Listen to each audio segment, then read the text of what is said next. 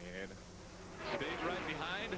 Carl Edwards is holding on to his tailgate right now.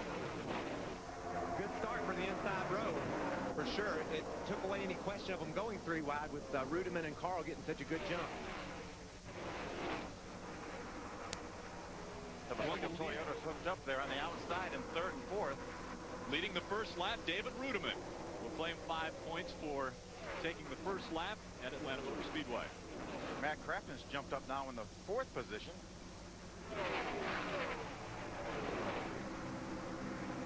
An amazing thing happened, I guess, in qualifying with Toyotas. We talked about it a little bit in the open.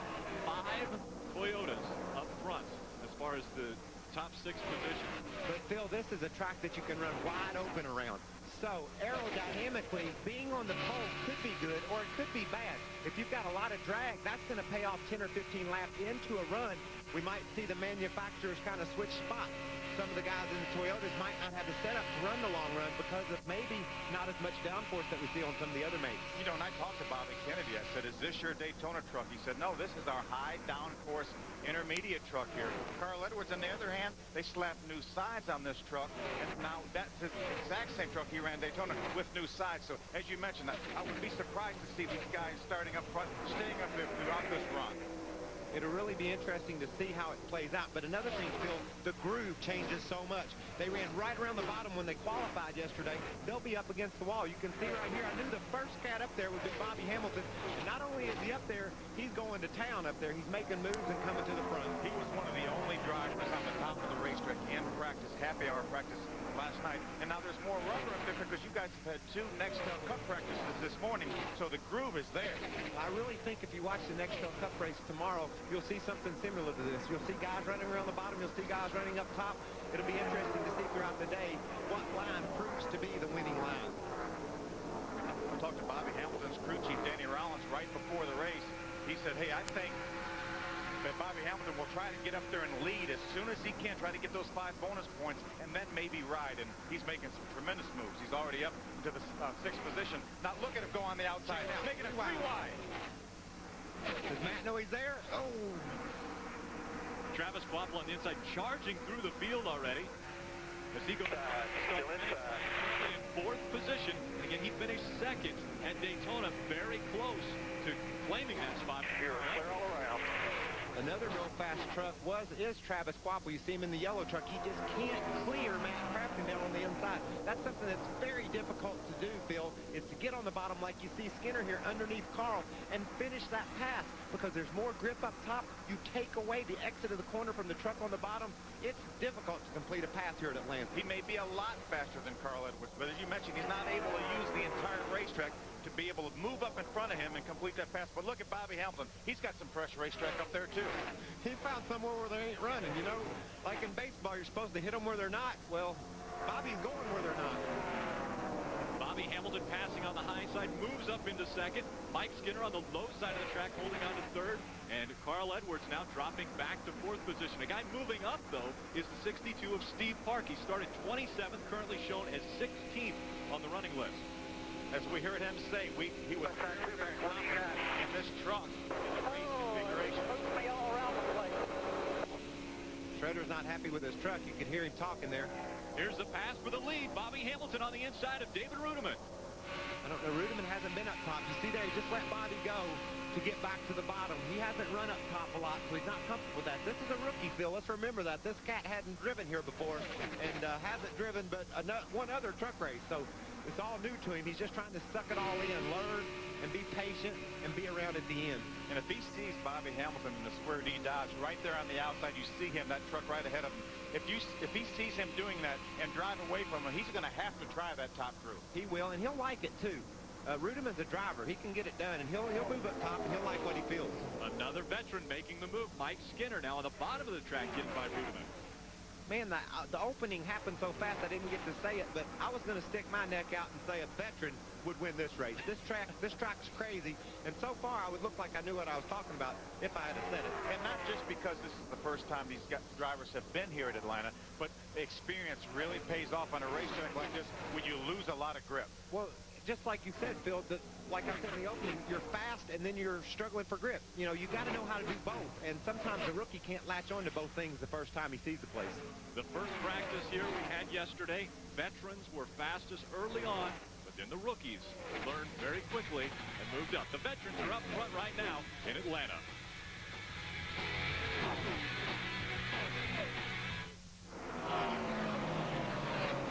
Welcome back to Atlanta Motor Speedway. One casualty already in our 200-mile race today. The 75 Spears Chevrolet of David Starr has broken an engine. They just pulled in. They lifted the hood to check.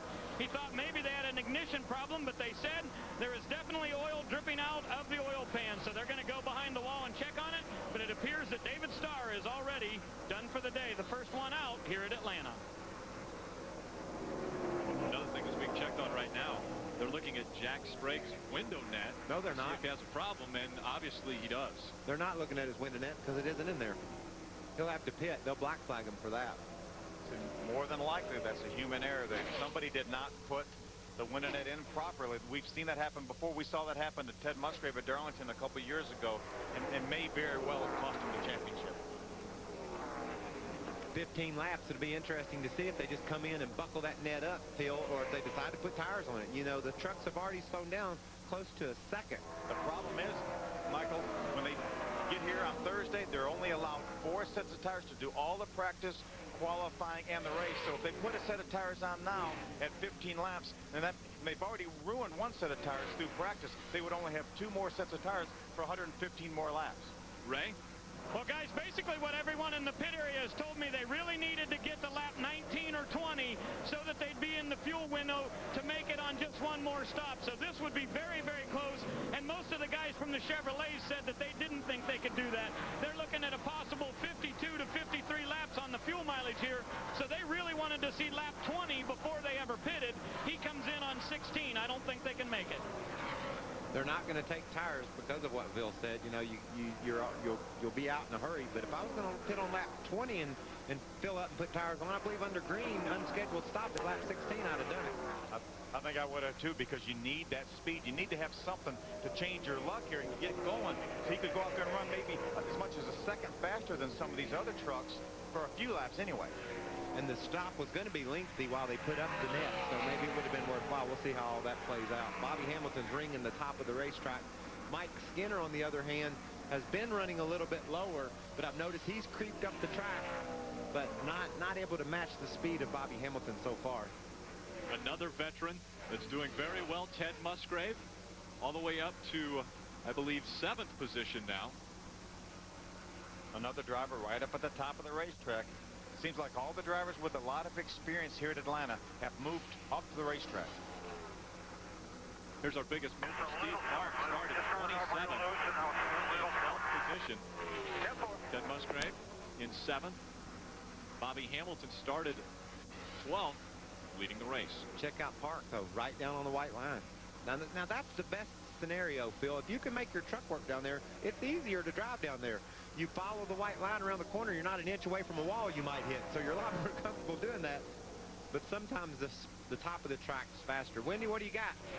Well, when we talked to Steve Park this morning before the race, he said he's probably the only truck that can be held wide open for 30-some laps. So he was pretty optimistic about the race. He said, we didn't come here to win qualifying, so he didn't care about it. He said, we came here to win the race. Now, when Wendy mentions that about holding it wide open, are they running a different gear that he can run it wide open and nobody else can? I think he thinks he has enough downforce, and that's what slows him down. He ran his truck wide open in qualifying, and he qualified all the way back in 27th position, and he was wide open, he told me. So he's got so much downforce built into the body of this truck, and that's why he can run wide open for long periods of time. And if he can continue to do that, Michael, he will make his way to the front. Well, you remember Brendan at Texas. He would always come on strong at the end of those races, in the end of runs, and then just drive away from people. So certainly the way Steve's running right around the bottom of the racetrack, you got to believe that truck does have a lot of downforce to get the job done like he's doing it right now. Now this Riding along with Ken Schrader, we look back at Rick Crawford in the 14. Remember, Rick Crawford started all the way back at the back, as you mentioned, Michael. He's making some great moves there, all the way up into the top 20. And you can see Schrader struggling. He started up in the top 10, and now he's falling back through the field. So He's concerned right now. Would like to get some, like to get a caution, get a chance to work on that little Chevy, I guarantee you. Leaders coming into traffic. Bobby Hamilton still out in front of inaugural series winner Mike Skinner, and last year's series winner Travis Quapple in third.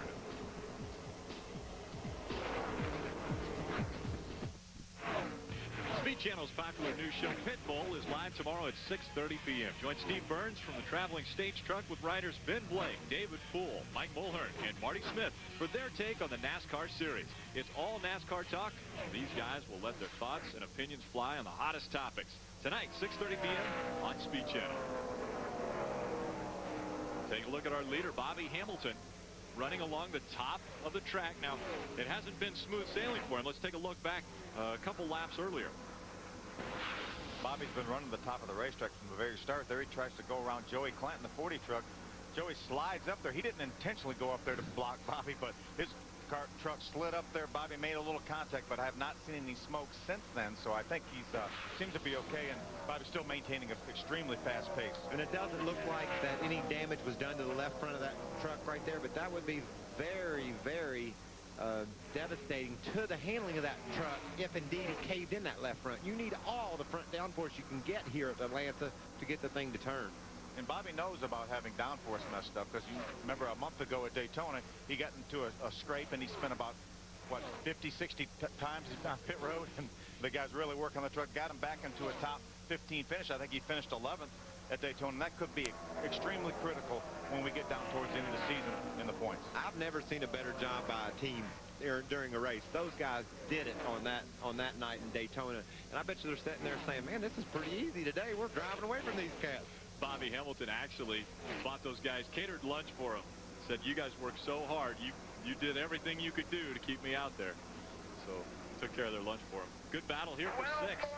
Ted Musgrave moving up through the field, and Matt Crafton trying to hold him off in that Goodrich number 6. We heard that 12 more laps.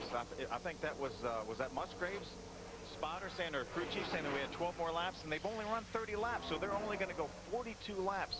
We've heard some of these drivers and teams think they could go over 60 laps.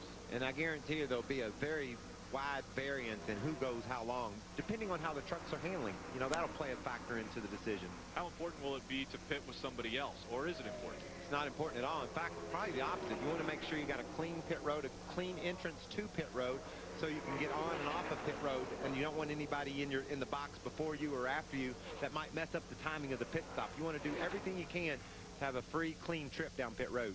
Unlike Daytona, where drafting is so critical and having a partner, you don't rely that much on the draft here. Yeah, the draft is effective, but when you see these drivers, as you see Ted Musgrave, the 1 truck, Shane Meal in the 15 truck, they're 40 feet apart width-wise, so that drafting is not that critical here at Atlanta. Chassis is critical here at Atlanta. Matt Crafton, you can see there, is battling alongside Shane Meal and Musgrave. Shane's doing a nice job. That's DEI power under the hood, so I can attest that he has something when he steps his right foot down. Gary Showalter, crew chief on that truck, been around a long time and has had a lot of success in this series and doing a terrific job with Bill Billoo's number 15 truck. Look at Shane right down on the bottom of the racetrack.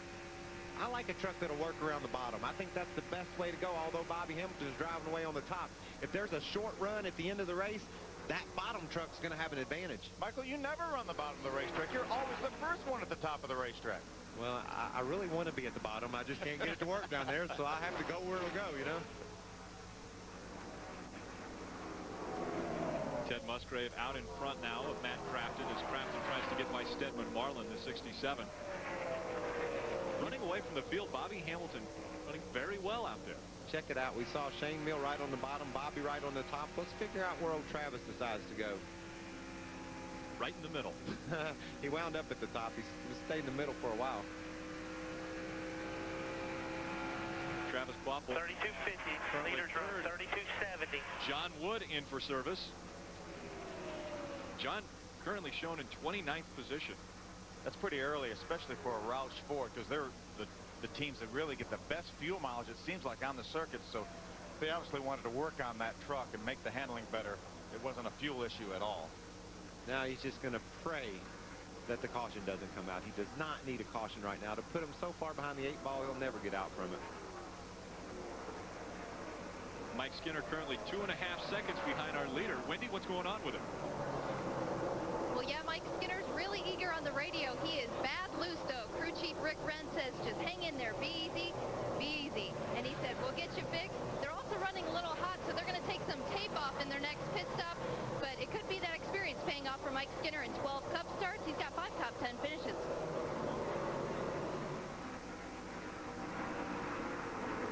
Mike Skinner, an impressive NASCAR Craftsman Truck Series career. You see the last lap was an offensive lap. Mike Skinner. He dominated the series in its inaugural season. Look at him. Working his way through traffic. That's when you have to have a lot of trust in your fellow competitors. You just want them to hold their lines, you know, keep going straight so I can pick my way around you. See that white truck on the inside? That's John Wood. He just was in the pits, put 4 tires on. He may have an engine problem or something like that because he should be able to blow by these guys. He's obviously off the pace.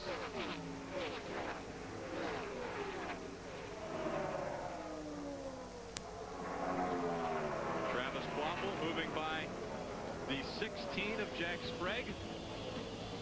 Teammates a year ago. Travis Quapple now moving to 3rd.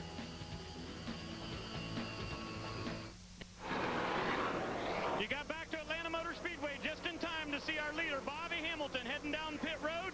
He brings his Square D Dodge down. Now, you'll notice there's a big pile of a bag or something on the front of his nose. He said they needed tape off, but there was a bag there. These guys are going to go to work and try to tighten him up just a little bit. He said he's been pretty happy with it, but let's put some air pressure in that right front. The guy goes to work. They got the right sides done. Come around to the left. Once they get that screen cleaned off, Hamilton's water temperature should be much better, and they've got it done. He goes back to the racetrack. Now this will force the hand of all the other competitors, Rick. Bobby came to pit road first. He's the leader of the race. They can't afford to let the leader run around on new tires while they slide around on old ones.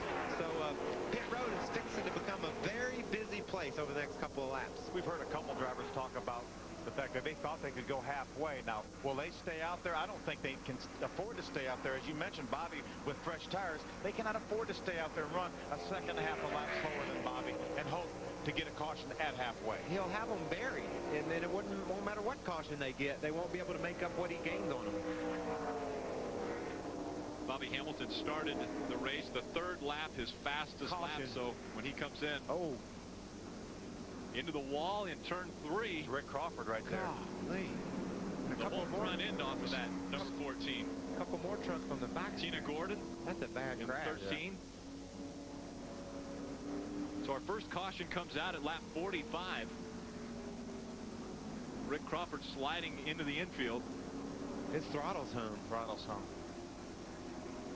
We caught a glimpse of Hank Parker Jr. in the 21 Toyota also. And if his throttle's hung and he's not shutting it off.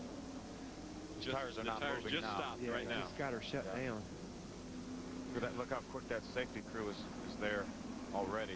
That was a terrible crash. Now you see why we don't race back to the flag anymore. That safety crew is there immediately. That's why no matter what controversy comes out of caution flags falling in the middle of pit stops, racing back to the flag is a thing of the past, and we're all happy about that. They're right there tending to Rick. Also tending to Tina Gordon on the backstretch. There's another truck on the inside. A lot of damage. That might have been Hank Parker Jr. I caught a glimpse of the 21 truck on the inside of the backstretch. We saw this truck right along the wall. You had mentioned the throttle sticking. He moved back into the infield. That is Hank Parker Jr. right there, their Sports Clips Toyota. Wow. And Hank's out of, you see Hank now out of the truck, but the safety crew's attending to him. You talked earlier in the open of the show, Michael, that this is a fast racetrack, and when you hit something here, you hit it hard. That was a major crash right here. We'll come back to Atlanta Motor Speedway and give you all the updates on everyone involved. The EasyCare Vehicle Service Contracts 200, 46 laps underway. Welcome back to Atlanta Motor Speedway. We are under caution number 1. There were 3 trucks involved in an accident. Tina Gordon got a little bit sideways and then Rick Crawford, and you see Tina Gordon, 13 right there, loaded on the hauler. But the other truck that was involved was the 21 of Hank Parker Jr. Now, we've seen Rick Crawford and Tina Gordon get out of their trucks. We've seen Hank Parker Jr. get out of his truck, but they're still attesting to Hank Parker Jr. right now. He got out and laid down, so I think we're going to go red here so that they can attend to Hank. Let's look back at how this all happened. Up off turn 2, you'll see Tina Gordon get sideways exiting the corner. Does a nice job of not spinning out, but just can't ever control the truck, Bill. Never can catch up to it. Now she's got the brakes locked up to try to stop that truck, but she stops in the middle of the racetrack. There comes Rick Crawford right behind Dennis Setzer in the 46 truck. Could not see her, never saw her. Clipped her, turned her in front of Hank Parker Jr., who made severe contact on the inside, and it kind of slid down to the inside wall. And Hank would have missed her had Rick not hit her, but Rick hit her, bounced her over in front of Hank, and then Hank just took a terrible shot head on right into the left front corner of Tina's truck. You can see there. Oh. Whoa, and you could hear it too. See, Rick couldn't see. Rick was right behind another truck. He peeked out behind the other truck to see what was going on. Boom, there's that Tina. As Dennis Setzer, the black truck, he gets by, and then Rick comes along. He was just peeking out to take a look and made some hard contact. That turned her towards the inside of the racetrack where Hank Jr. was, and he made some hard contact. Nice. Take a look at what happens to Rick Crawford. Whoa, he hit the outside wall there. Gosh, his throttles hung because by the time he got to the infield, his tires were still spinning. So right now, I think his throttles completely hung, and he's certainly dazed, if not knocked out, Michael. It's just you're going so fast. I mean, he wrecked over there in the middle of the back straightaway. He's clobbered the wall since then, and just now comes to a stop on the front straightaway. That's how bad the wreck was. The red flag has just come out. Dennis James showing the field the red flag, so the trucks will come to a stop in turn number 1. We're going to head off to break. We'll be back to let you know how all the participants in this first caution are doing.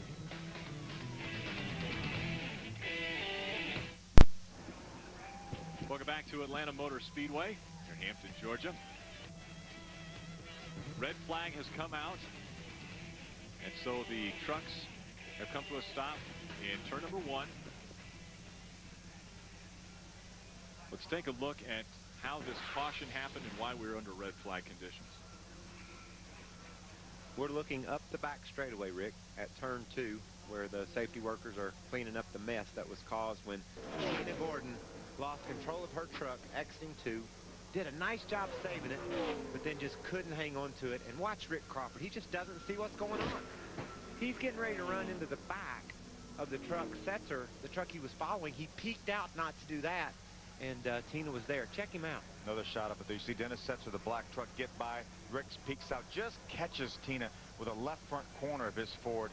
And man, then Hank Parker Jr. hits her very hard in the left front of her truck, and it sends him into the inside wall. Look at the damage on the front of that truck. I mean, it's caved in back past the front tires.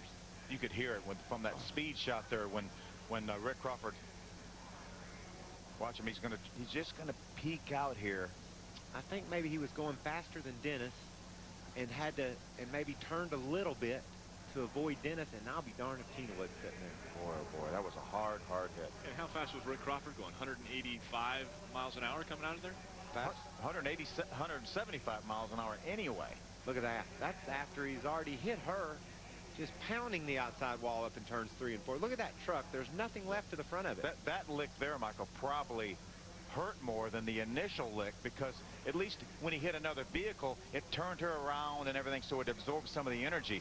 Nothing absorbed the energy there but Rick's body. And plus, he was probably dazed after hitting her and wasn't holding on as hard as he might have been had he have known what was going on exactly. You can see the trucks there up in the banking, turn 1 and 2. They set up high like that, so in case their battery won't crank their truck up, they just roll down the hill and get on the way. We're still under red flag conditions at Atlanta.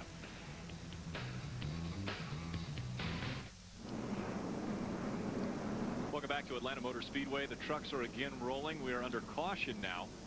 Those involved in the crash, Tina Gordon, Rick Crawford, and Hank Parker Jr.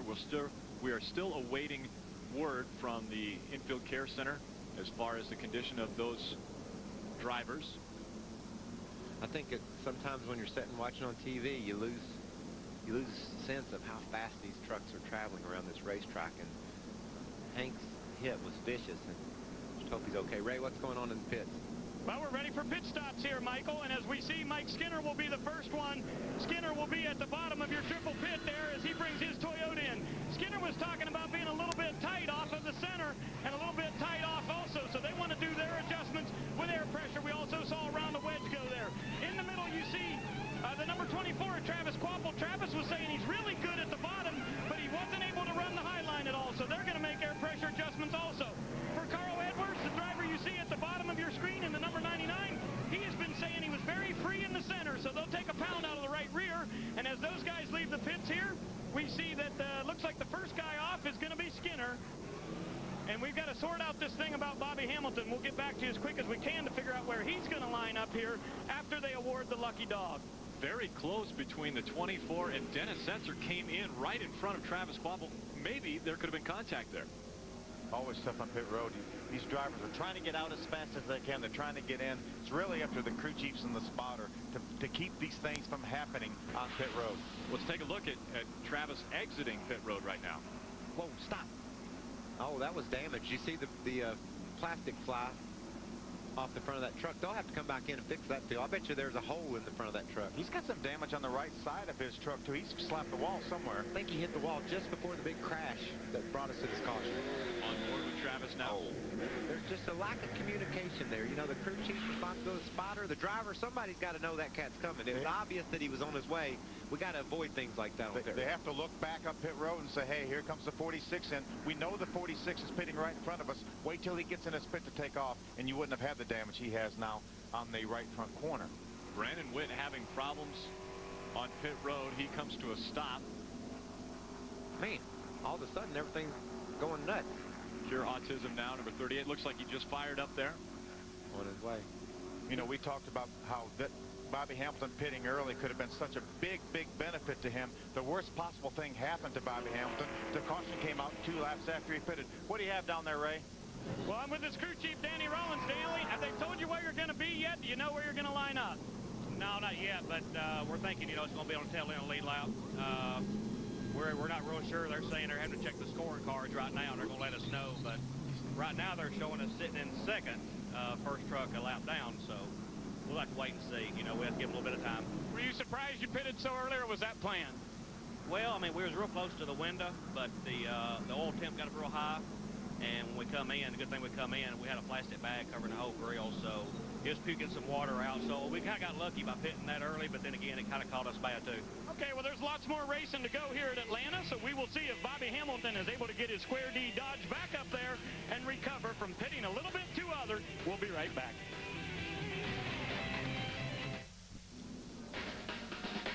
Coverage of the NASCAR Craftsman Truck Series EasyCare Vehicle Service Contracts 200 on Speed Channel, presented by Miller High Life, is brought to you by United States Army, an army of one, and by Genuine Red Wing Boots. All-day comfort for people who work on their feet, and by Volvo. Volvo for life.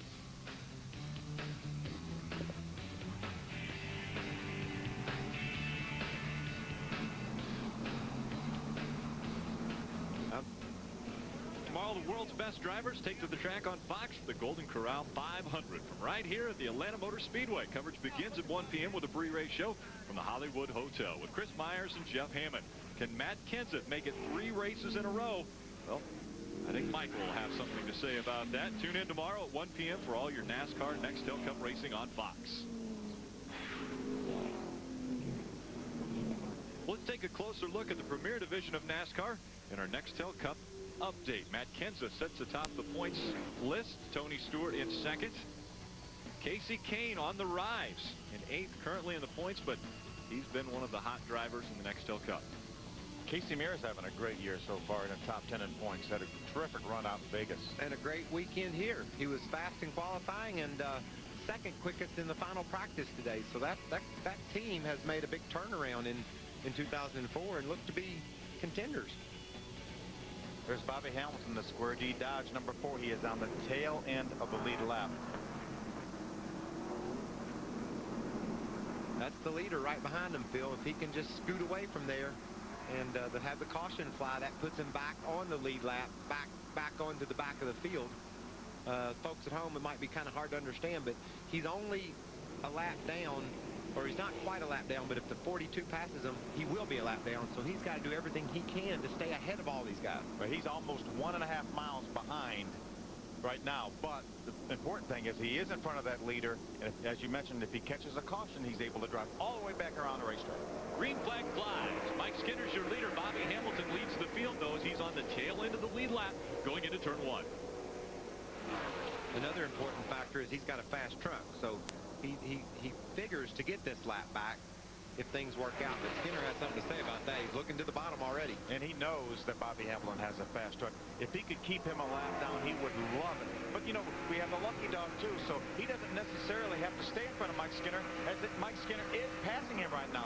But if he stays there, he's the first truck 1 lap down. If the caution comes out, he will get the lucky dog and be back in the lead lap, just like he was ahead of him. And that's like I talked earlier, Phil. A truck that works on the bottom will beat a truck that works on the top on the short run. So I like my truck to work on the bottom if I'm these guys, in case there's a sprint to the end of the race. We see so many green, white checkers in this series, so many short runs to the end of the race. Having a truck that works on the bottom might be an advantage. When I say all that, Bobby Hamilton drives around the outside of Skinner. But here comes Skinner back, defending my honor. Side by side right now. That's not for the lead. Remember, Bobby Hamilton is on the tail end of the lead lap. Mike Skinner's trying to put him a lap down. He is our leader, the 42 Toyota Tundra.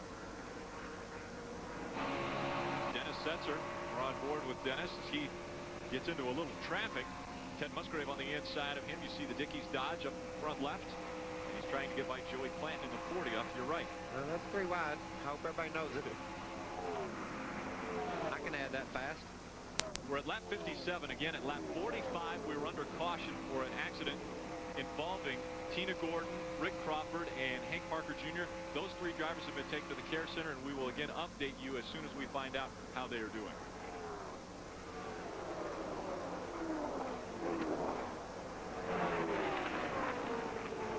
Look at the traffic. That 40 truck's having trouble keeping his stuff going in the right direction. We saw him earlier make contact with Bobby Hamilton as he slid up the racetrack as Bobby was lapping him to the outside. There's our lucky dog, Frank Kimball. I don't think we mentioned the fact that he was the lucky recipient of the 3 pass. He's now in the lead lap. Moving up, the 62 Orleans Dodge of Steve Park. That's 5th position right there for Steve Park. That's an impressive run. Way from the back. Matt Crafton started in 6th position, still in 6th position as he just gave up 5th to Park. There's our 3rd place truck, David Rudeman. He can't complete the pass on Andy Houston. He can't get up underneath under the 2 truck. Drives up beside him, and then remember, right here he cannot use all his throttle because Andy Houston is there. He's not able to slide out to the outside wall like he would want to. He's got Carl Edwards hanging back there somewhere trying to get by him too. I believe he's going to clear him this time. And when we're on board, we can hear the throttle he does not get off that throttle very much as they go into turn 1. That's what's great about these trucks, Rick. Man, the fact that they're so aerodynamically dirty, the aerodynamics is what slows them down, you know, and that's why you don't see the crazy fast speeds like you do in Nextel Cup racing. But the trucks just seem to handle better because of all the downforce that they make. With more on Steve Park, let's go down to Ray. Well, Park pitted on that last round of pit stops there, guys, and he came in. They did put 4 tires and fuel in that thing, but not one single adjustment, not even air pressure. Steve said this thing is absolutely great, and I love the way I can hug the white line. He's been able to pass on the bottom. He said he also feels good if he has to go to the high side, but he prefers to stay on the inside. Now, you look to the outside of him, you see the number 10 Power Stroke Ford of Terry Cook. Cook is not on the lead lap, but they came in a little while ago, and they were very lucky to hit pit road when they did on lap 42 because he had an equalized right front tire. So that is why Terry Cook has fallen off the lead lap. Terry Cook is being shown as 2 laps down right now, so that unscheduled pit stop cost him a couple laps. Ted Musgrave is 1 lap down. I thought he was one of the trucks on the lead lap, but he's being shown 1 lap down also. Anytime a caution flies still in the middle of pit stops, obviously it's going to get a little bit confusing to figure out who's where. But just like before the caution flew, Bobby Hamilton's dominant right now. He's driving away from Skinner. Fastest truck on the track. You mentioned during pit stops when the caution comes out, anything can happen. Right now we're being told there are only 12 trucks currently on the lead lap. Bobby Hamilton being the last of those 12, and he's some 30.5 seconds behind. Shane Sieg running very well and a benefactor of being in the right place at the right time. Started 30th, currently running in 7th or in 11th position right now. Great run for that team. He was very impressive last year. He drove this truck a couple times, this one or the 08, which belonged to the same team, Gene Christensen, and he was very, very impressive with the equipment that he had last year, and he's doing a terrific job. For him to be one of the only trucks on the lead lap here, and he's never been here before either, Michael. And, you know, he took advantage of having a strong truck and played it into a top 10 run so far. Mike Skinner in the Toyota still out in front. David Ruderman also in a Toyota sitting in second. So Toyota 1 and 2 here in Atlanta.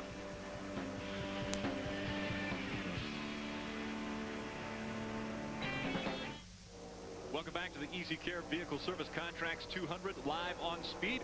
Mike Skinner in the 42 out in front of somewhat a teammate, David Ruderman, the Toyota drivers. And Ruderman has been reeling in Mike Skinner. Checked him out. I told you at the beginning of the race he didn't like going up high. He wanted to stay right next to that white line because he wasn't used to what it was like to run here at Atlanta out next to the wall. Well, he's creeping into it right down on the bottom in turn 1. But watch Ruderman when they shoot to turn 1. See there, he's adjusting his line. He got tight behind him, so he's going to run high in 1 and 2. And you watch the ground he makes on Skinner here as they exit. He's been faster off that turn. You can see there, you see him closing in. Keep doing what you're doing. Closer he gets to the 4 truck. Through the center of the corner, it doesn't look like he gains anything, but he has so much more momentum on the outside coming off the corner. That's where he does his gaining. Darrell Waltrip eagerly watching the NTN Bearings number 17 move up on Mike Skinner. We talked earlier about the accident that took place on lap 45 with more on those drivers. Let's go down to Randy Norris. Well, thanks. I'm here at the Infield Care Center with Herb Branham, Director of Communications with NASCAR. Herb, what's the update on our drivers? Yeah, all 3 of the drivers that were involved in that incident are being transported to Atlanta Medical Center for further evaluation. We have Hank Parker Jr. He's been flown to Atlanta Medical Center. Tina Gordon and Rick Crawford going by ground transport. All 3 drivers are awake, going to Atlanta Medical Center for further evaluation. Okay, thanks. We'll update you if we hear anything else, guys.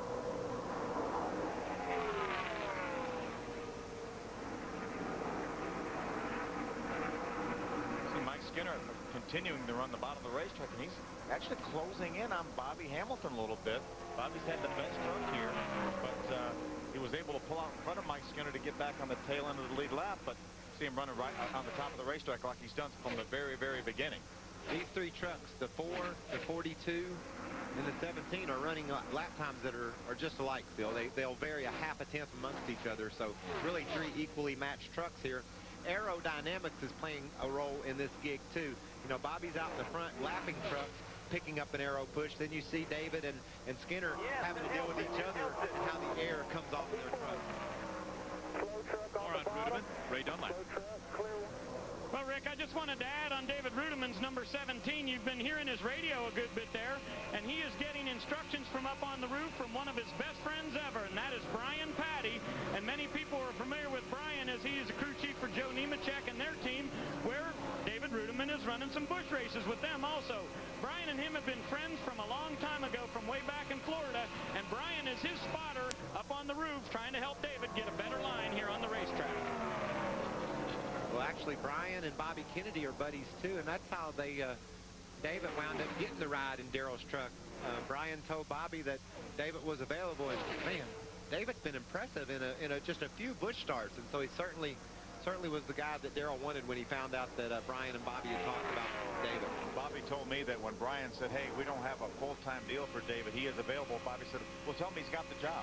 Yeah. I mean, that was it. There was no interview, no anything. He had the job, and here he is. Get too tight, Pete. You'll take care of him. Don't worry. That was Brian's voice right there, Brian Patty. He said Come on, wedge out, Bob. David's wanting some wedge out. Brian's telling David that his truck You did me is some more tight. just what you did the first time, okay? Yeah, 10-4. Telling him it's tight just because he's behind the 42, and you heard him calling him Beak. That's his nickname. They call David Beak. I don't know why. Do you, Phil? Hey, I've been called Beak before. 3 Toyotas out in front of the field. Can Toyota continue their dominance? We'll see when we come back.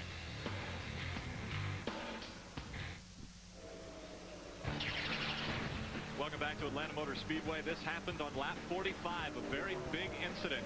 Tina Gordon in the 13 gets hit by Rick Crawford and then by Hank Parker Jr. All three drivers are awake and alert. They've all been taken to local hospitals here in Atlanta to check, and we will update you further on the conditions of all three drivers. If we're not able to update you by the end of this broadcast, stay tuned to Speed News at 7 p.m. and they will update you as to the conditions of those three drivers. We take a look at our leaders. Mike Skinner still out in front of David Rudiman. It's a great cat and mouse game between these two.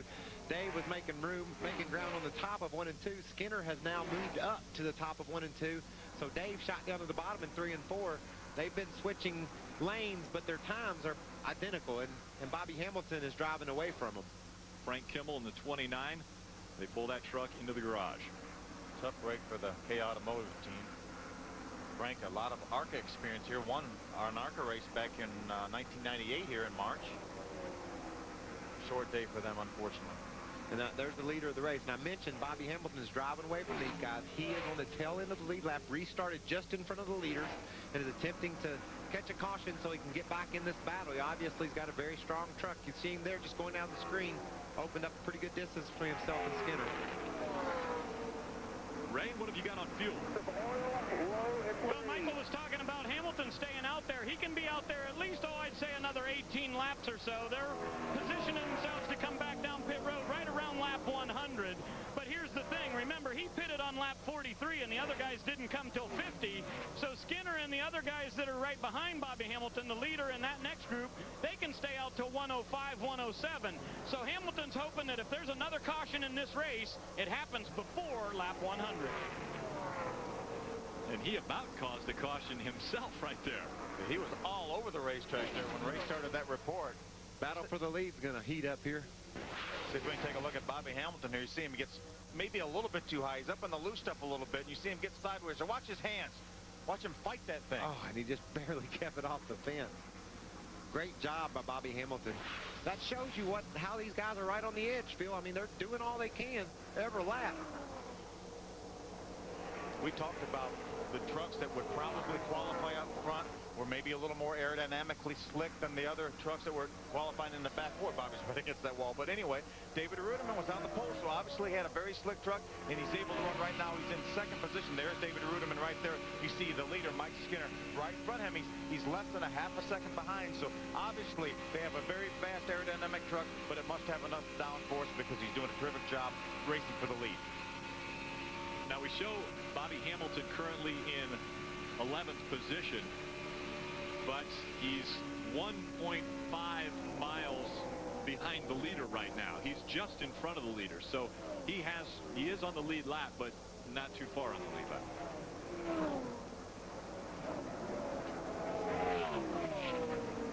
In order for Bobby Hamilton to win this race, he's going to need the caution flag to fall in an opportune time. He's short on fuel. He's a mile and a half behind. He needs a break, and he's got the fastest truck. It just isn't adding up for him so far. He's had a break, but it was the wrong one when the caution came out. See Mike Skinner, our leader, 16-time race winner in the Craftsman Truck Series. That break you guys are talking about, possibly NASCAR is looking. There it is. NASCAR was looking at debris, and sure enough, and Joey Clanton has problems, gets into the wall. Oh, wow, turn one. I told you he was having trouble keeping that. That is huge for Bobby Hamilton, Michael. That is the break he needed. Now we're 86 laps into this race. We've got about, 44 laps to go. I think almost everybody should be able to make it on fuel from here. One more pit stop. Bobby Hamilton's going to be able to drive all the way around this racetrack, pull right up behind the lead lap trucks, and he's right back in this thing. Also a break for Kenny Schrader. He gets the free pass around and puts himself back on the lead lap. He wasn't able to unlap himself on the track like Hamilton, but he took advantage of the rule that gives him the free pass around. Not only does Bobby Hamilton benefit from being able to move back to the back of the lead lap, but as you well documented, he's running fast. He's running very fast. He's going to be able to catch these guys if he has enough time. Mike Skinner has led 46 of the laps here. Bobby Hamilton at 34. David Rudiman led the first 7. Those are your only 3 lap leaders so far today. We're under only our second caution of the day. So what a great battle we had for the lead there, though. Those guys were just changing lines and doing everything they could. You know, people might think that Skinner was just kind of taking it easy, saving his stuff. He doesn't know how to do that. All he knows how to do is go wide open. So you can bet he was giving it all he had. And Rudiman was right there behind him. His second truck race. Skinner's been in hundreds of truck races. His second one, he's just trying to figure out how to pass the guy. Now, where do you see the benefit here? Does Mike Skinner benefit from this caution, or does David Rudiman benefit? Is this a crew chief caution right now? As they come down pit road right here, it levels the whole game. Everybody's on the same tires from here to the end of the race. It's the perfect scenario for the TV viewers at home, the fans in the stands, and indeed for the teams as well, Wendy. Well, the 42 is in for 4 tires. They were a little loose on both sides. They made a half-pound air pressure adjustment, but they not a whole lot of adjustments for Mike Skinner going to the 17. And David Rudiman, he was getting too tight. He wanted to free it up. They take 4 tires 2 rounds away. Left side, go to Ray. Wendy, on the bottom of your screen, you see Travis Quapple's Line X Toyota. They wanted to go 1/2 round down on the track bar and just a 1/2 pound of air pressure out of the right rear. Travis will head back to the racetrack, but he will be 3rd in line. 3 Toyotas get off of the pit road in order. It was Skinner, then Rudiman, then Travis.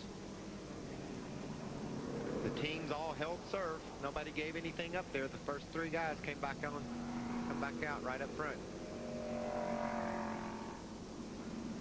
There's a Dodge right there that's got all kinds of plans to mess up this Toyota party they think they're having up in the front, doesn't he? I want to mention that Ted Musgrave was able to pit there.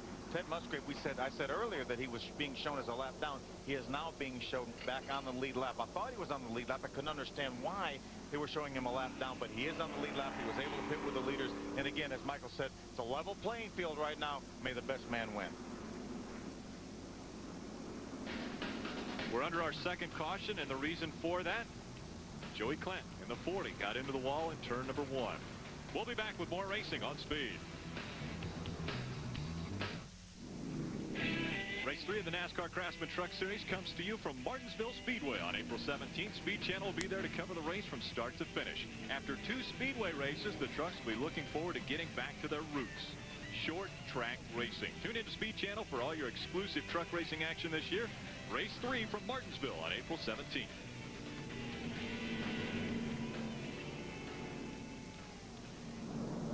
I believe Darrell Waltrip will be driving at Martinsville, and you will be able to call all that action. We'll be back with more racing action after this.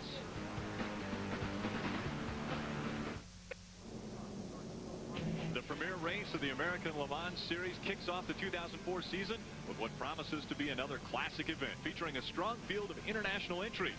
The champion Audi and Dyson Racing's MG Lolas are considered strong contenders to win it all. Catch all the sports car racing action next Saturday with the American Le Mans Series Mobile One 12 Hours of Sebring, 10 a.m. Eastern, live on Speed Channel. Still under caution number 2 as Joey Clanton had got into the wall in turn number 1. NASCAR taking this opportunity to blow some of the debris off the racetrack up in turns 1 and 2. You saw when Bobby Hamilton got out next to the wall, there's a lot of dust and stuff, so they blow that off occasionally. Craftsman, always on the cutting edge of technology when it comes to tools. Today we want to spotlight another important piece of equipment that Craftsman makes available to all of us in the Craftsman Tool Tech. When the crew members down here in the garage say, hand me a set of pliers, from now on they'll say, hand me those grip masters from Craftsman. This thing has a great ergonomic handle on it, and it's really easy to squeeze. But what I love is it's actually 2 sets of pliers in one. On this set of the switch, it works like an old conventional set of pliers where the prong's actually released from the thing that you're working on. But it can be easily switched over to be a locking set of pliers. Then you can take your hands free and actually use the tool in a different way. This thing is really awesome, and the crew members down here say, Grip Masters get an A+. I believe Ray is starting to fill his toolbox full of these Craftsman tools. He had a twin cutter from Daytona. Now he's got the Grip Master. the ergonomically correct grip master, too, I thought that was very well put. Schrader just took off around the pace truck, getting his lap back. We ought to call him and ask him what he thinks about that. Let's try it. I bet she's happy about it. Schrader, it's Mike. What are you doing? Oh, just trying to play catch up. We got a lucky break there, you know, got that lucky dog pass, but we got it better, but need to change some stuff. Let's turn this into something. Last 30 laps or so of this event. What do you think? It's not out of the question. I guarantee you we're not going to lay over there, Mikey. We'll have a fight here. All right. We'll watch. Wendy? Well, I'm with crew chief Rick Wren of Mike Skinner's truck. What's Skinner saying on the radio? Well, we started off pretty loose, made a pretty serious adjustment that first stop. He said it brought her in about 60% better. So we just made a minor adjustment because the truck stayed under him a lot longer that run. I mean, we got what we got right now. That's what we told him. It's up to him now. I mean, we got about 35 laps to go. We've been good all day. There's a couple of other trucks. We got to see how they made their adjustments and if they can get to us. Got a good truck, good stops. I'd like to say thanks to Toyota and Tundra, Mike Skinner and the guys. We'll just have to see how it goes now. Got to have a little luck on our side. Are you worried about Hamilton coming through? Hamilton's the best one. That's what we got to worry about. The old veterans, we got a veteran driving our truck, and there's a veteran back there that wants to take our spot. So we'll have to see what we got. All right, we'll see if experience pays off today for the 42 team. Bobby Hamilton being shown in 11th. Mike Skinner takes the green flag. Green. David Rudiman, and then Skinner's teammate Travis Quapple right behind Rudiman. We're on board with Travis Quapple right now as Travis moves up into the middle of the track.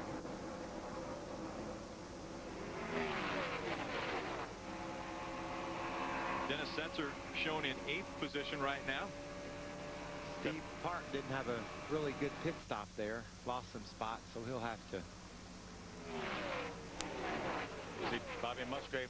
Bobby Hamilton and Ted Musgrave up on the top of the racetrack. As we mentioned, Ted Musgrave is on the lead lap.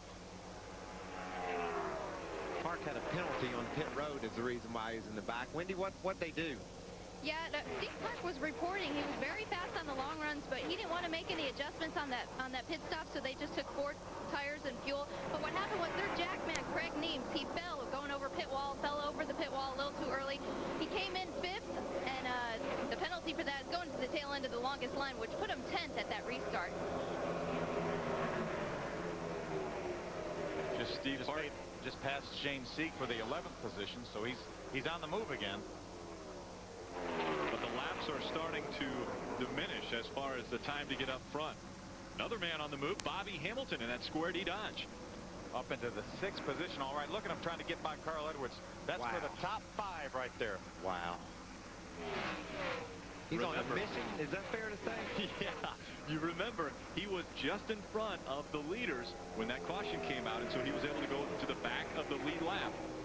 We saw Bobby dominate the early part of this race. As you see Shane Meal drive to the inside of Carl Edwards. That's also for position, the 6th position. But Bobby Hamilton was on a mission at the beginning, but maybe he wasn't showing all he had. He may have more than he was showing, and he was leading the race easily. How about it, Ray? Add to that, Phil, on lap 91 while we were under caution there, just before we went back to green, Bobby said, let's fill this thing up. I like the feel of this truck with a full load of fuel. So they came down, filled it up. One truck that did not take a full load of fuel that last time was the 99 of Carl Edwards. He said, just put enough in it to get us to the end. I don't want a full tank of gas. These leaders are all over this racetrack. Bobby right up the top, trying to get around that Chevrolet of Matt Crafton. Matt's had the strongest Chevy here today. You can see the battle there between the Dodge and the Chevy. A couple of Toyotas, 3 Toyotas out ahead of them. A great manufacturer mix up at the head of this field. Matt Crafton having a great run today, battling for 4th position. Bobby got on the outside of him off of 4 there. Bobby has so much momentum on the outside of the racetrack. He keeps that thing wound up through the center of the corner. See David Rudiman on the outside. There's Travis Quapple trying to get underneath David Rudiman for the 2nd position. And these guys are nicking away at Skinner's advantage. Skinner driven off to a pretty good lead. But yet, here they all are back on his bumper. We're going to see a great finish here at Atlanta, Phil. And Bobby Hamilton is coming. He's in the 4th position. There he is. The top of your screen right there, the Square D Dodge. Travis Quappo looked like almost got into the wall when they were coming out of 4. With more on Bobby Hamilton, Ray Dunlap. Hey, Rick, I just wanted to let you know this is a truck that Bobby has won with before. They call it Beavis, and he drove it to victory lane in Darlington. Bobby came on the radio just as they went back to green there, and he said, this thing feels great. That's pretty obvious the way he's cutting through the field. Maybe we won't see a great finish. He looks like he's going to catch these guys and just drive away from them. I don't think Bobby cares if we see a great finish or not. Just FYI, I've got a dog named Beavis at home. Look at the way Bobby Hamilton just tears away at the Toyotas. Right on by as he goes to the outside of David Rudiman, and he's passing everybody on the outside. Outside corner. Wow. I bet you David's saying, man, I didn't know you could do that. Skinner sees him coming.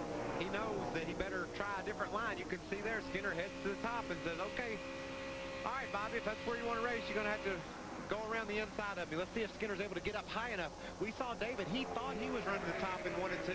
Bobby drove around the outside of him. Michael probably not leaving enough room for Bobby to get around the top. Bobby's not afraid to stir that dust up there and right next to the wall. You see him. Look at all the dust up there. They're all 4 battling for this lead. I love the trucks, man. A little banging between David Rudiman and Travis Quappo. They came off the corner side by side. Got into each other. Hamilton says, I can do it on the bottom too, boys. Watch this. Check them out. 3 trucks were on the bottom. Mike Skinner tries to get the position back, but Bobby Hamilton leads that lap. That puts him at 35 laps led for Bobby Hamilton. Mike Skinner has led 61 of the laps here. David Rudiman the other 8. Now, Michael, is this going to take some wind out of Skinner's sails? Here he has been leading this race. He sees Bobby Hamilton just drive by him. Is he going to be more vulnerable? Now, look at David Rudiman go to the inside of the racetrack. I don't think so. I think Skinner is set on winning this race. All these boys want to get Toyota their first victory. They're digging hard to do so. They're not going to let Bobby driving by them take any wind out of their sails. They're saying, well, maybe his truck will give up in the longer run.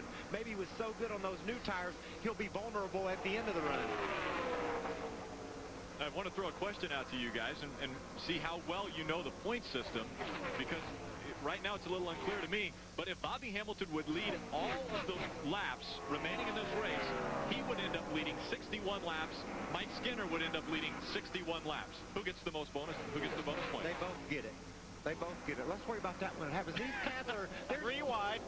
The thing you love about the trucks, they knock such a big hole in the air. It brings all the trucks together. You just have great racing.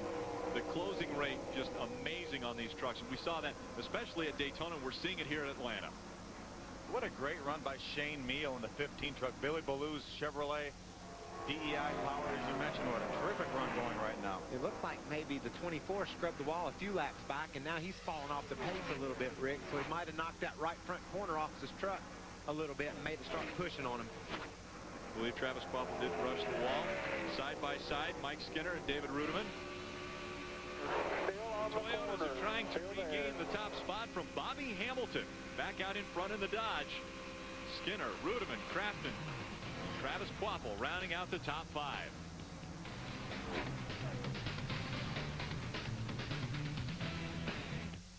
Meet Bob Keselowski, NASCAR owner and crew chief. When you race trucks, eventually you're going to run into something.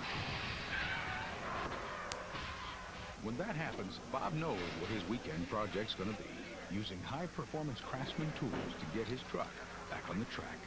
We're out here to win, and we won't let a little thing like a wall get in our way. Craftsman has the right tool for every project. The official tools of NASCAR. Craftsman at Sears. Coverage of the NASCAR Craftsman Truck Series EasyCare Vehicle Service Contracts 200 on Speed Channel, presented by Miller High Life. To live simply, proudly, boldly, manly, this is High Life. By Craftsman, the official tools of NASCAR and the NHRA. And by the all-new Toyota Tundra Double Cab. Not just big, life-size.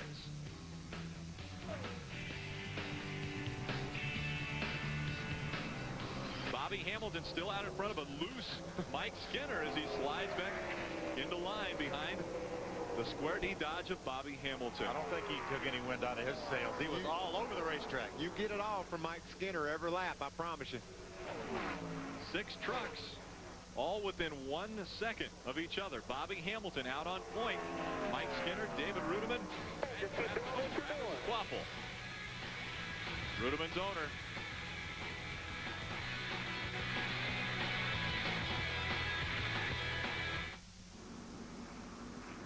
Welcome back to Atlanta Motor Speedway. Dennis James showing us the third caution of the day. That's the reason why. Wayne Edwards in the 93 is the reason. Let's take a look. Oh, wow, look who's right behind him. Ken pulled up behind him, took a little air off his spoiler, and around Wayne went. He did a great job keeping it out of the inside wall here. He got going straight again, but Schrader had an eyeful of that, didn't he? We got to ask Schrader what happened. Let's take a look at what Ken Schrader saw. And let's see if what he says happened is consistent with what did happen. This isn't fair. Here's off the throttle. Whoa. That had to just surprise the heck out of Kenny. It looked like that cat was just riding along, minding his own business. Schrader, I got to know what you thought when that boy spun out. Well, I didn't help that boy none, but I got up behind him. I started to go underneath him, Mikey, and it loosened him up big time, and there wasn't much I could do. I just kind of hold up, but I was slowing up pretty much because these trucks don't spin real quick. You know, they catch all that air, and it's a slow slide, so I knew I'd have to get slowed up, but man, I hate it for him, but I was going underneath him. Yeah, the video from your truck there exonerates any wrongdoing that you might have been blamed for. You were clean on that one. You stick up for me, buddy, and I'll stick up for you, okay? A couple of guys in the shape we're in need to look out for one another. We're covering each other's behind, that's for sure. Take another look from Kenny Schrader's vantage point. Watch the closing rate that Kenny puts on the truck of Wayne Edwards, and it just started stepping out on him. I'm not so sure Kenny even took the air off yet. Kenny was going to drive by. You could see him preparing to drive by on the inside, and unfortunately around Wayne went. Some trucks making some pit stops here. The 46 of Dennis Setzer. Wendy? Well, Ted Musgrave's coming down pit road. You see the team going around the right side under the truck. As soon as we get an update on what's going on, we'll let you guys know. Now, you remember the last time that one truck did that? They moved the rear end housing around, and he drove off and left them out in Michigan. Rick, what are they doing down there at the 46? They don't have any tires, do they, Ray? No, but they wanted to make a big track bar adjustment for Dennis Setzer there on his Silverado because he said that he is not happy at all. He's been so loose all day. They've had a couple of different pit stops. They went up 4 rounds on the track bar. They will definitely try to make it better for him, but he's been complaining about being loose every time that they've pitted. We are under the third caution, and I wanted to update you. The second caution, Joey Clanton got into the wall in turn number 1, and they have taken him to a local hospital here to check him. He was alert, awake when they took him there, but we talked about this at the beginning of the show. They're going fast. If you hit anything here, it's going to hurt. We need the safer barriers everywhere. We've just seen wonderful things out of trucks and cars that have hit those retaining walls with the safer barriers attached to them, and it's just an amazing difference. You know, Rick Crawford's second hit into the outside wall after hitting Tina was just huge, and then of course Joey, you could tell the way that truck was narrowed up in the front end when he was out next to that outside wall. So obviously it's technology that is moving forward. They're implementing them at racetracks every day, and just can't wait to the day that when people look at us and say, man, y'all used to race around with concrete walls right beside you? I never heard of such things. Well, be sure to tune in to Speed Monday through Thursday at 10 p.m. Eastern to catch Wind Tunnel with Dave Despain. He takes your calls and emails live on virtually any racing subject: stock cars, Indy cars, Formula One, drag racing, motorcycles, whatever's on your mind. Wind Tunnel with Dave Despain, 4 nights a week at 10 p.m. Eastern, only on Speed. And we're riding along with a guy who has a record, or is trying to break a record, that is right now in contention. He's just out of the top 10, and he's had 21 consecutive top 10 finishes. He's looking to improve on that. But before that, let's go down to Ray. Well, Rick, I just wanted to update you on the situation here for BHR. Bobby Hamilton, of course, did not want to see a caution here, but his teammate Chad Chaffin most certainly did. Chad running in 14th right now will be the lucky dog here. So he was the first truck that was 1 lap down. So Chad will move around here when we get ready to go back to racing, and he will get his lap back. It will be 1 to go this time as they come to the flag. Have us a little 10-lap shootout. What do you think, Phil? When the green flag comes back out, we'll have 9 laps to go. So it will be a single file restart. Andy Houston's going to come back in for some adjustments. As we talk, I don't think anybody has any tires left. So that's a cool. Just want to adjust the check. Well, there he is with some. They're going to put right side tires. I'm not sure where Andy got those tires. NASCAR will probably be wondering that same thing and make sure that everything's on the up and up. But that's a great rule, isn't it, Phil, that everybody's on the same playing field, you know, and we're not just throwing tires at them every time they throw a caution flag. This could be the set of tires that Andy did most of his practice on yesterday. When these drivers get here, teams, they have 4 sets of tires to do all their practicing, qualifying, and racing. So for him to save a set of tires, more than likely it's probably the set that he did most of his practicing on yesterday. And with Nextel Cup guys, you see them changing tires every time. But the reason for limiting these drivers and crews and teams to just 4 sets is monetary. Yeah, tires are expensive. So if they let Michael and I determine how many tires we're going to use, we will have a new set of tires every time the caution flag flies. You, as a driver, you want that paper flapping, which means the tires have labels on them. They feel so good. How nervous? We just saw Bobby Kennedy up there on the pit box. How nervous is Bobby Kennedy right now with young David Rudiman right in the mix of this, currently in 3rd? I'm glad he can't see the right side of this truck that I think Dave's wiped off of it somewhat. That's going to hurt his chances to win this race here at the end. We talked about how aerodynamically sensitive these things are with those huge front ends. He's got his narrowed up somewhat. Very poor restart by Shane Meal right there. Ted Musgrove was able to drive by him. He's lost 3 positions on this restart. Mike Skinner moves by Bobby Hamilton. And he gets sideways and saves it. Bobby Hamilton stays out in front. Mike Skinner stays in the top 3. What a save by Mike Skinner. That was a professional move right there now. Oh, man. Look at him come back. They're 3 wide going through 3 and 4, and they come down the front stretch. And Mike Skinner has made it back into 2nd position. Wonder what Skinner's thinking as he's catching Bobby Hamilton right here. Does he think he owes him one, or does he think that was all fair there? I wonder what Bobby Hamilton's thinking right now with Mike Skinner in his rearview mirror right about now. What a great battle. Bobby Hamilton in the Dodge, Squarty Dodge, out in front of Mike Skinner in the Toyota, and David Rudiman in the number 17 NTN Bearings Toyota. And then you have the 24 of Travis Quapple in the Linex Toyota. Here we are, side by side for the lead. He's back to the inside. He leads that lap. Mike Skinner took the lead at the start-finish line. Can he exit turn 2 with it on the back straightaway? Just over 1,000th of a second separating those two as they cross the start-finish line, and they're side-by-side still going down the backstretch. Been hard for these drivers to make the path on the bottom of the racetrack. Bobby Hamilton able to keep the momentum up. Looks like Mike Skinner's a little bit better in 3 and 4 on the bottom of the racetrack than he is in 1 and 2. Let's find out what's going on with Mike Skinner. Wendy? That's right, Phil. I was just talking to Rick Wren, and Skinner was saying the truck is loose, so Wren wanted him to run high in 1 and 2 and the bottom of 3 and 4. And Rick Wren came back and he said, that's all we got. It's all up to you. Bring it home. Look at it here. David Rudiman now trying to go through the middle. Wow, can Rudiman close in behind Hamilton and take the spot away from Skinner on the outside? Looks like he did.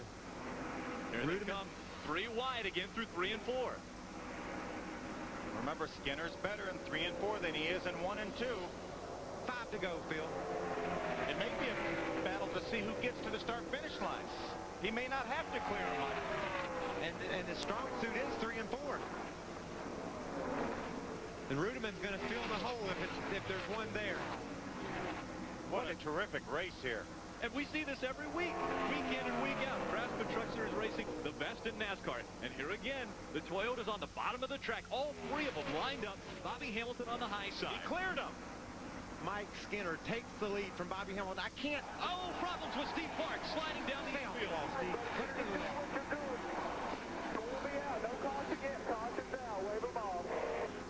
Mike Skinner has the lead.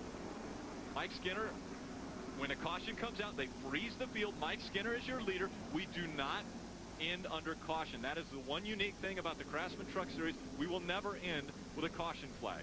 Well, this is going to be a quickie yellow. Not much is going to happen here. They're going to line them back up and try to decide who's going to win this thing. And I didn't know I could get any more tense than what happened at Daytona, all the action going on down there. And here these cats are stacked up 6 deep trying to figure out who's going to win. Robert Huffman started on the outside pole in that number 12, had problems, got into the wall, coming out of turn number 4, and you see him resting now on the track. He and Steve got together there. You see Robert's going to make contact there at the outside wall. Steve, I don't think, made any contact, got her straightened back out and kept going. But tough break for Robert Huffman, doing a terrific job here running in the top 10 in his Toyota. Have to try to figure out what happens here. Take a look at that again. Oh! Yeah. Robert got in the wall, bounced off, and Steve wasn't, you know, just in the wrong place at the wrong time. Nothing Park could do there.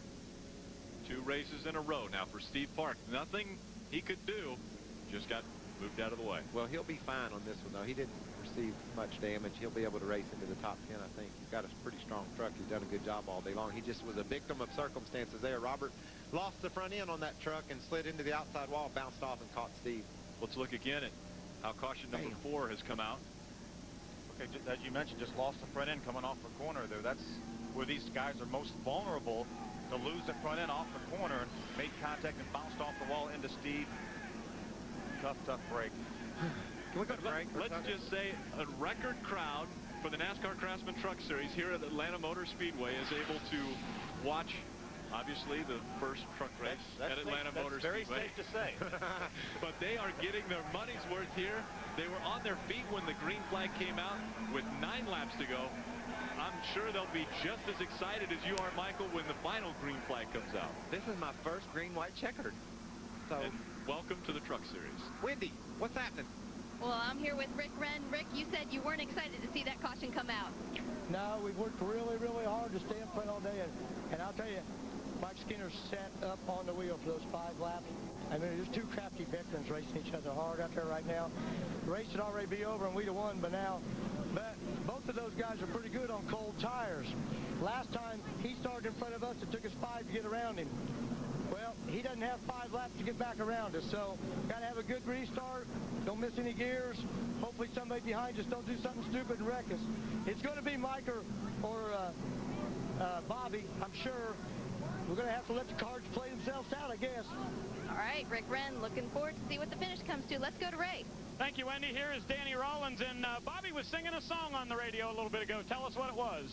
Well, I just told him he had to have some faith right here. You know, he said don't count your chickens till they're hatched right here. But, you know, right now the Square D Dodge running real good right now. Bobby's doing an awesome job. And, I mean, the cards have been dealt. You just got to play them or fold right here. No matter where we finish it, I think everybody here has done a good job this weekend. Just got to play them out. Skinner looked a little bit better off turn 4, so where do you expect the boss man to make the move? Off of 4. I think so, too. He's good up off, you know, off the high side right here. So, I know Skinner's been going in on the low side down here. So, we'll just see what happens. I think he's still got a little bit left. I think you're right. That is Danny Rollins, and I would not believe that Bobby Hamilton is done with this thing yet, guys. Wendy? I'm here with Darrell Waltrip. David Ruderman's having an awesome run today. How excited are you? I'm about to have a heart attack. We don't need these cautions, you know. He's had a couple of good shots, but he's really being cautious. He's doing a great job. I just hope he finishes right where he is. I'd be happy with that. Love for the Toyota, for us to be the first Toyota to win, but we got a pole, and he's had a great day. He's doing a great job, and I, you know, just don't want anything to happen here on this green-white checkered. I'm very proud of him and this whole team. Great pit stops. Bobby, Jason, everybody, NTN bearings. We've all had a great day, and just load that baby in the truck, and I'll see him in Martinsville. All right, Darrell Waltrip, hopeful for the rookie to get in front of the veterans before the race ends. Let's take a look at the restart. The last restart when there was 9 to go, and the problems that Mike Skinner got out of. Well, he dove to the bottom of the racetrack. We said on the short run maybe a truck that worked on the bottom would be the best. He almost cleared Bobby. Yeah, his spotter may have said clear right here, but he didn't quite have the momentum, and when he pulled up in front of Bobby, Bobby made just the slightest bit of contact. But what a save by Mike Skinner. That is a race-winning save right there, potentially. And check out Ruderman driving up on the outside of him. But when Mike Skinner got to turn 3 and 4, he didn't even lift. He shot around that corner and got right straight back to second place. You can see him here straight to the bottom of the track. You hear Ruderman barely lift. You know, Skinner did the same thing. Almost clears Hamilton. Bobby was way out of shape in that thing. As you mentioned, when he got down to 3 and 4, he never looked. He didn't care how many laps he had on this time. Watch him go here. Check him out. All right, I'm going to go get that guy. There he goes. And he did. Hey guys, this is 2 races in a row. Remember, the Daytona winner, Carl Edwards, he raced down pit road at 180 miles an hour because he and Randy LaJoie got side by side, and they had to go down pit road. So if Mike Skinner comes back to win this, that's 2 races in a row. The guys have been absolutely out of control and then back in control. Parked in victory lane afterwards. Yes. Let's go down to Ray. Hey, Rick, remember at the top of the show I told you this was the 36th time we've run on a 1.5 mile racetrack. Well, guess what? Bobby Hamilton has a win at Homestead, but Mike Skinner, who has 16 career wins in this series, has never won on a 1.5 mile racetrack. Wendy? Well, thanks, Ray. They're talking to Mike Skinner, and they said there's no excuses. Don't jump the restart. He says that's okay. I'm looking at this as 2 qualifying laps. So hopefully those qualifying laps are pretty good for him.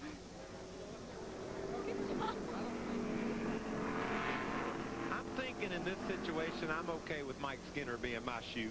I think you latch him down behind the wheel of that truck and tell him he's got 2 laps to hold off the world, and I like my chances with Mike Skinner. And I think he's been a little bit better on the restarts, too, because he was able to pass Bobby Hamilton, or get in front of Bobby Hamilton, necessarily pass him.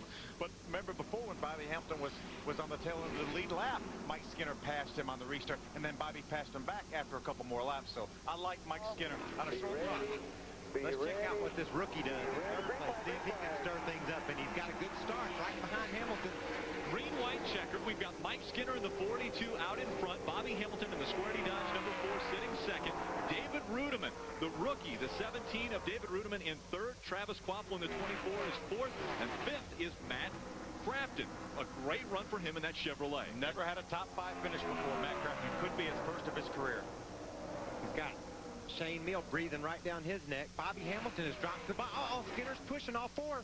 His truck's pushing somewhat. They go by the start-finish line. The white flag flies. 1.54 miles to go for Matt Skinner. Mike Skinner. I don't blame you, Rick. I don't know their names either. I'm a nervous wreck. These guys are going after it. Look at Hamilton to the top of the track. Can he get there? That's some momentum. Down the backstretch they go. Mike Skinner out in front of Bobby Hamilton. Mike Skinner trying to block. Bobby Hamilton made his passes on the high side, and here he goes to the top. Side-by-side to the lead. Dodge, and Mike Skinner coming out of turn number 4 side by side. Here they come here. Quad oval. It's Bobby Hamilton, Mike Skinner, and Bobby Hamilton will win the EasyCare 200. Oh, what a finish. What a job on Mike Skinner. Comes across sideways, still finishes second, and stays out of the wall. Unbelievable finish. A great day for Bobby Hamilton. He battled from a lap down, wins the race. A great day for Skinner. He gave it all. You saw what Mike Skinner was all about right there. He's not leaving anything behind. He's going to try to win this race no matter what it takes. And then you got the rookie Rudiman right there in case something goes wrong. What a finish. I think Danny Rollins knew a little bit more than we did. He thought his man had something for him, and he did. Rick Wren is happy. Rick Wren was going, yeah, that was a great finish. And Rick Wren's been involved in this series for a long time. He knows great racing when he sees it, and we see it right here at the NASCAR Craftsman Truck Series. Ray, what's going on? Danny Rollins is here, and boy, I'll tell you, that's why there's a big crowd of fans here, man. Congratulations on another great victory. Oh, man, this is awesome right here.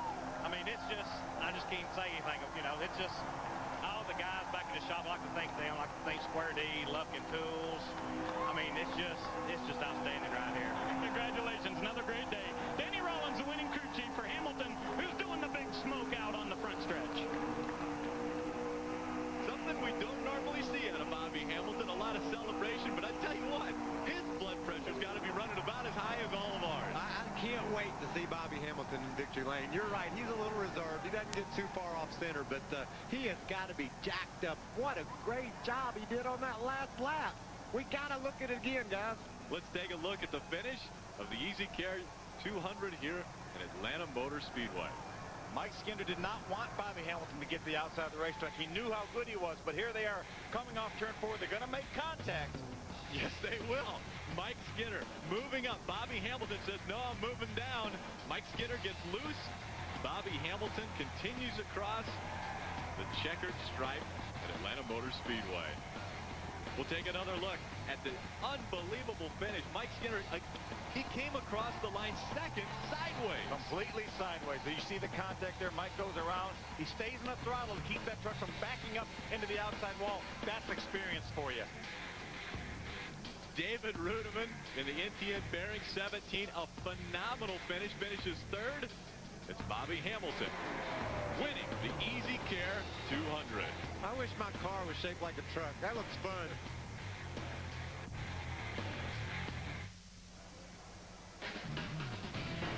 Speed Channel's coverage of the NASCAR Craftsman Truck Series post-race show is presented by Craftsman.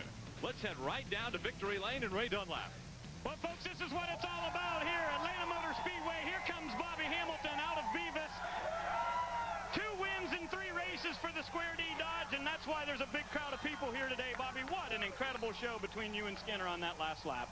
I knew when it come down to 3 to go, green, white, checkered, it was going to be exciting with Mike, and we knew he'd bring that back to the series, and same thing will go with Jack in the future. So I was a little worried because they've got a lot more experience in that than I do. I've only been through that. It was my second time since I've been in truck racing. So real excited for Square D and Cooper Tools, Lufkin, Jenkins & Jenkins, Dodge. I mean, the engineers have been backing us all winter and come across some really cool stuff.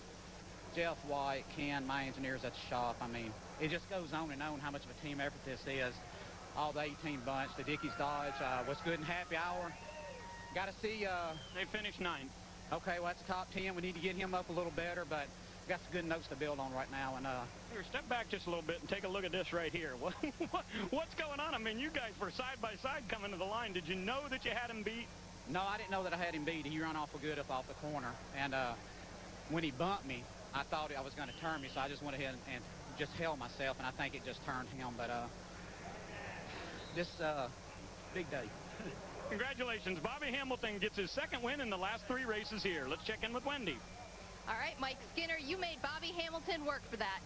I'll tell you what, he sure did. But you know, he had the strongest truck, and he showed it early in the runs, and long runs we could catch him. And I felt like I knew that, you know, our tire wear was just awesome on our little Tundra, and I knew that if it went long ways, we'd be okay. And that last caution just really cost us a lot because we were already starting to close in, and I thought we had a really good chance to win the race. But I just can't say enough about this Tundra. Man, 2nd race, come in here, and all of us qualified the way we did and ran up front all day and got a good finish out of this thing. And, you know, just great to be back in the Craftsman Truck Series. And I gotta take my hat off to Goodyear. Man, what a great tire today. This tire was awesome. Our tire wear was great all day. Just hopefully that they'll have half this kind of show tomorrow. All right, Mike Skinner happy with the 2nd place run for the situation. Larry Mack came over the radio and said, we're tickled with this finish. We're going to win one, guys. Well, when a new manufacturer enters NASCAR, people tend to sit up and take notice. So we would like to continue to shed light on this development with our Toyota Spotlight. David Rudeman claimed the pole. There were 2 Toyotas on the front row to start this. Robert Huffman on the outside. Travis Quapple moved through the field, but a little bumping and banging going on, not only on the track, but on pit road. And then a phenomenal finish for Mike Skinner. He led 69 laps today. He had an unbelievable save with 9 laps to go. And then one of the most exciting finishes in NASCAR Craftsman Truck Series history. And Mike Skinner slides across the start-finish line, 2nd, after a phenomenal battle with Bobby Hamilton.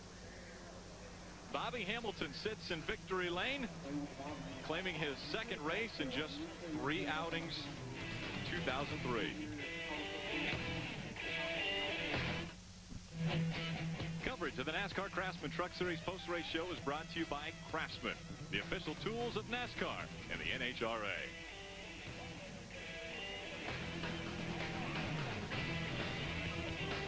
Take a look at the unofficial results. A fantastic finish in just the 2nd race of the 2004 season. Bobby Hamilton claiming the top spot. Mike Skinner holding on to 2nd. And you see 3 Toyotas in the top 4. All 4 manufacturers, however, represented in the top 10. You see Shane Mill with 6 along with Matt Crafton, those 2 Chevys. Best career finish for Matt Crafton in 5th.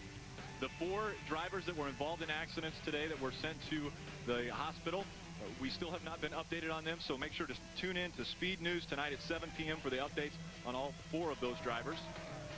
Tina Gordon, Rick Crawford, Hank Parker Jr. involved in that, as well as Joey Clent. We'll take a look at the unofficial point standings through 2 races. Carl Edwards out in front, but only by 1 point. Over last year's champion, Travis Kvapil. That's the 24th race super speedway that Travis Kvapil finished on the lead lap. The excitement will continue in 5 weeks. April 17th, we go to Martinsville Speedway for the Kroger 250. Did you see the emotion of Bobby Hamilton when he got out of that truck? They almost started crying. He couldn't talk anymore. He couldn't speak. He just was spent. We went through a gamut of emotions here at Atlanta Motor Speedway in the first ever running for the NASCAR Craftsman Truck Series on Speed.